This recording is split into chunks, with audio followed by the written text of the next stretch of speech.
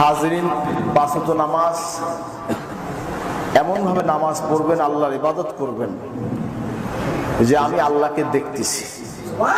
কার কথা? আমার নবীজির কথা। আন তা'বুদাল্লাহা কাআন্নাকা তারাহু ফাইন লাম তাকুন তারাহু ফাইন্নাহু ইয়ারাক। বলেন না সুবহানাল্লাহ। আল্লাহর হাবিব সাল্লাল্লাহু আলাইহি ওয়াসাল্লাম ইরশাদ করছেন যে তুমি এমনই ভাবে আল্লাহর ইবাদত করবে যে তুমি আল্লাহকে দেখতেছো।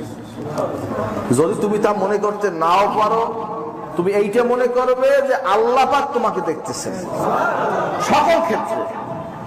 নামাজ, রোজা, হজ, যাকাত, দান, খায়রাত, ওয়াজ, নসিহত, সব কিছুর ক্ষেত্রে আনতা আবুদাল্লাহ কাআন্নাকা তারাহু ফাইন লাম তাকুন তারাহু ফাইন্নাহু ইয়ারাক। বলেন না সুবহানাল্লাহ। কথা বুঝতে পারছেন হাজিরিন? তাই কথা হচ্ছে সকল ক্ষেত্রে যে আল্লাহ আমাকে দেখতেছেন, এই যদি খেয়াল আপনার আমার থাকে